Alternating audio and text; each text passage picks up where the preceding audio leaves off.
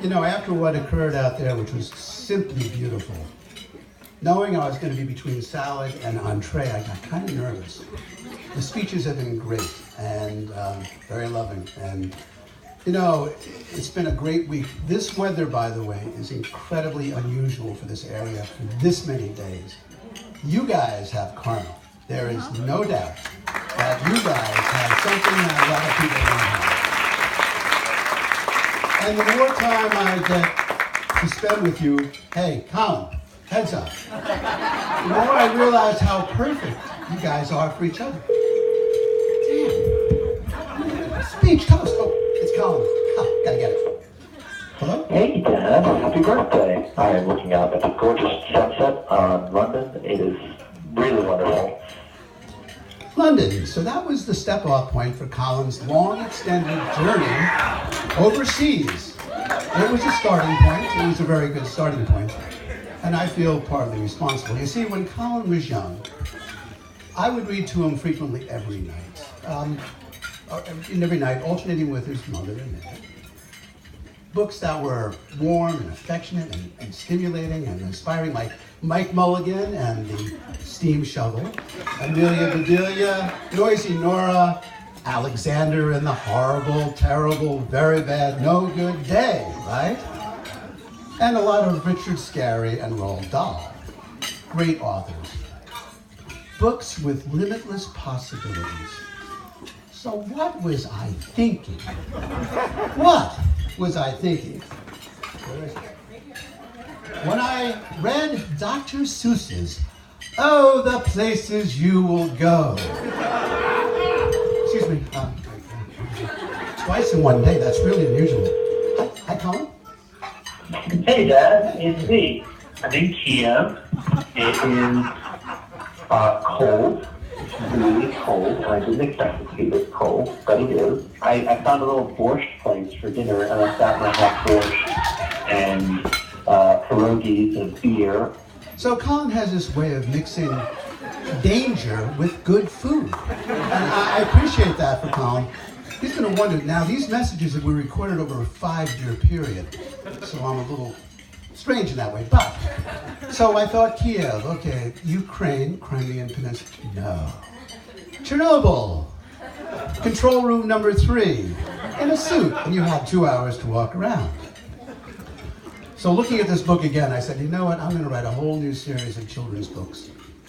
And the first one's going to be entitled, The Little Engine That Couldn't.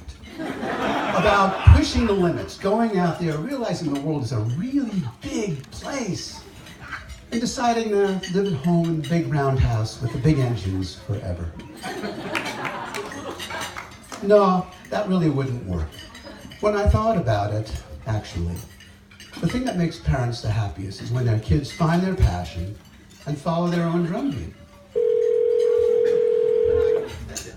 All right, this is self-indulgent. It was where they are now, and I just want to hear it. Hey, Dad. Hey, Colin. Just calling to say hi. It's Monday morning. I'm here in the car. I said a great book. I said a really fun sci-fi book. Long. This Kindle thing. Okay. Ran out of time. So, to this point. Now, Colin and Jess, probably because they're older, have realized a very important fact of life.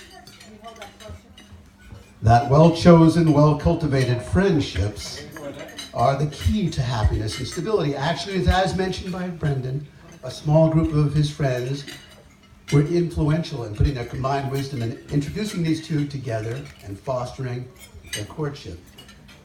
These friends have been the centerpiece of their most important moments. The grand majority of us are given a family. We choose our friends. Now, family can be unconditionally loving and will be there for you forever. Colin and Jess are lucky to have such families. Friends exercise a special objectivity. Many of them know you only as a couple, and they have come long distances today to share this special moment, tacitly promising to support you as a couple in the future. Generational friends also have more potential longevity for the long run. We family members, specifically as parents, promise our full support to this union for as long as we can. Now, I was thinking, what advice can I possibly give the two of you Well, I do believe in a set of maxims. Number one, only 6 of them. Always keep fresh in your minds and hearts the first time you both met, how you felt, the first date, and the first kiss. Number two, marriage is not a free pass for complacency. That flame that both of you, your sparks ignited years ago and whose warmth we share today, could use a little more of that, is not immortal. It needs to be relit every day. Number three, 3 important words. Empathize, compromise, and when you must, improvise. Number 4, now thinking as a union of one, Jess and Colin, Colin and Jess.